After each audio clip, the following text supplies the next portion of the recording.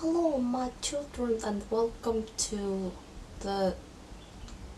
episode 8057th episode of How to Cantonese. My name is Sissy. Yeah.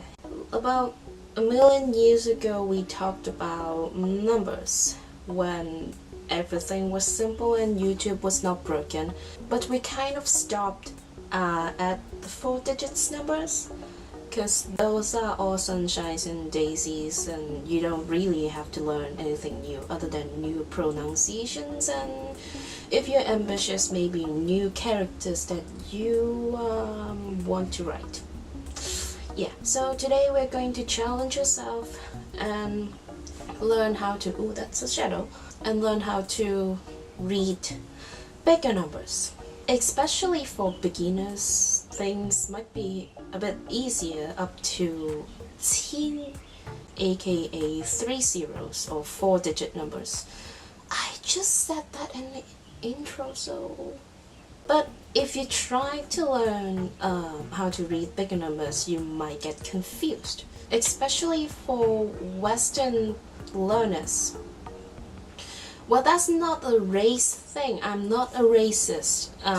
Please do not quote me. I don't think anyone would, but yeah, please don't. I said it was like a Western learner thing. I'm not sure if most or even half the Western language are like that. Yeah, that's just my assumption. Please forgive my ignorance if I'm wrong. And it appears that our ancestors handle zeros in, some kind of different ways. Hence the difference, hence the difficulty. So I'm not racist. And the feeling is mutual. Now I still don't know how many zeros behind a trillion. So in English, it's kind of like you separate the number every 3 zeros. So you have 1,000 and then 10,000 with 10 comma and then 3 zeros, 100,000, 100 comma 3 zeros. But in quite a lot of Eastern Asian languages, well, Chinese, Korean, I don't know if Japanese applied, but yeah, we tend to separate the zeros in every 4 of them. That's why we have a new concept called man, which translated into English means 10,000. So conceptually it's like that. You separate the zeros in different ways. Put the little comma into different places, then suddenly everything becomes clear. And how do you pronounce the numbers? Well, that's simple. Remember the commas. In the front of the commas, you just pronounce the numbers as you have learned. Like this number.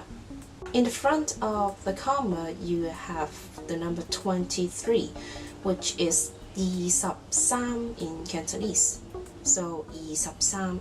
And then the 4 zeros, you just put a man at the back. That means the number is 23man. 23man. Yeah, that's done. Finished. Class dismissed. Like, comment, and subscribe. Well, that's still a little bit more, so yeah, let's continue. Another example would be an even bigger number, like this one. Yes, the pronunciation is 1750万. We have 1,750. What? No, 1,750. You see? Maybe I'm just bad with numbers. Yeah, I'm Asian and I'm bad at math. Thank you very much. And you have the man at the back. Yeah. So 1750万. And how about numbers when you have zeros in weird places like this one? 103萬. Because, zeros in between is pronounced ling.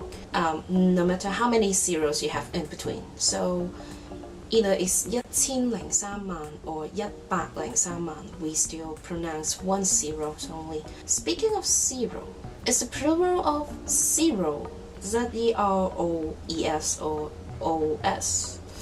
Because heroes ES, so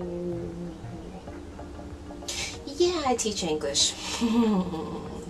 Oh, what is it at the back? What? Oh, how about 9-digit numbers? 1 comma 40 and then 4 zeros. Well, those technically you can call them man, cause you know 4 zeros.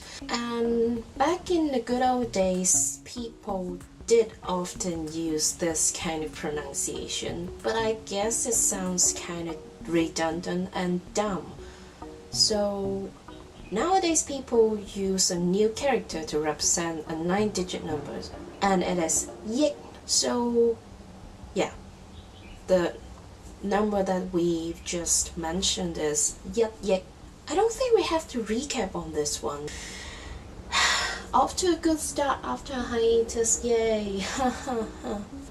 That's a wrap for today's video. Hope you find this useful, yeah, helpful, yeah, enjoyable, doubt that.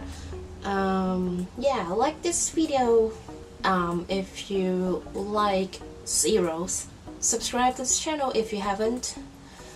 Hit that notification bell thingy.